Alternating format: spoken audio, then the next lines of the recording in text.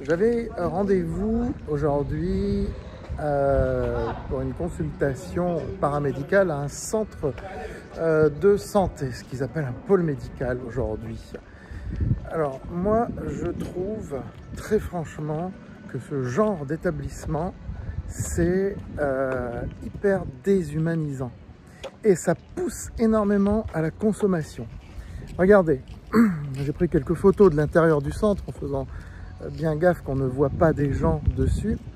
Alors regardez, déjà c'est labyrinthique, hein, c'est pour s'orienter là-dedans, mais c'est incroyablement labyrinthique. Il y a plusieurs étages, il y a plusieurs niveaux, plusieurs cabinets, puis c'est mal indiqué. On vous dit que c'est là, puis après il n'y a plus d'indication. Il y a un parking souterrain pour monter, etc. Et c'est aussi très froid, je trouve. Une impression de déshumanisation, de robotisation presque de la médecine.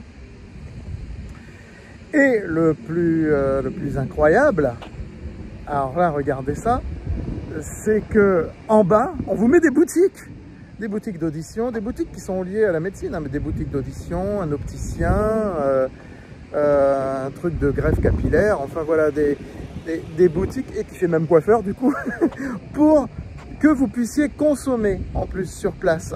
Alors il y en a qui vont aimer, qui vont dire que c'est fonctionnel, c'est bien, mais moi je trouve que ça pousse à la consommation et que le patient devient de plus en plus un client dans ce cas-là.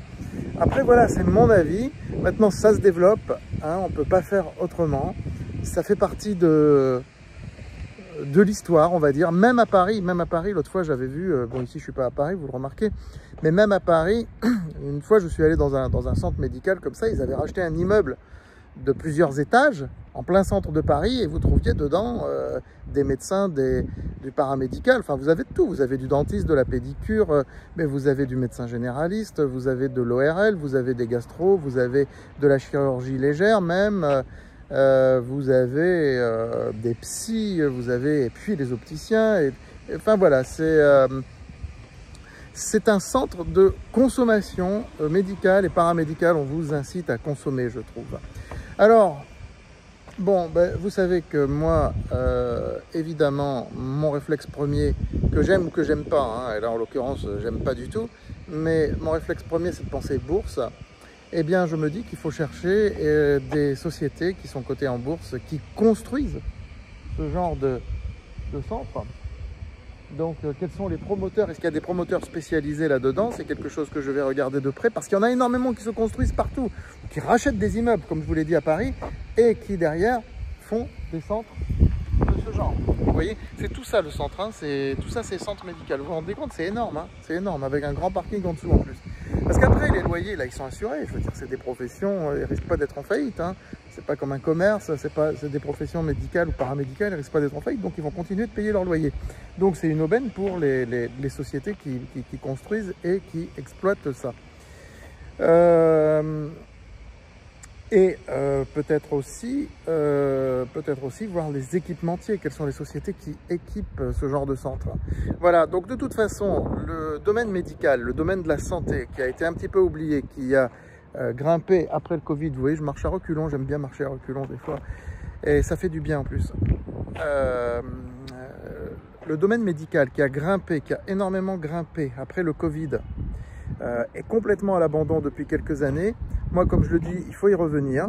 Nous avons des valeurs, mais nous n'avons pas de valeurs qui sont plutôt sur de l'infrastructure, comme c'est le cas ici, vous voyez.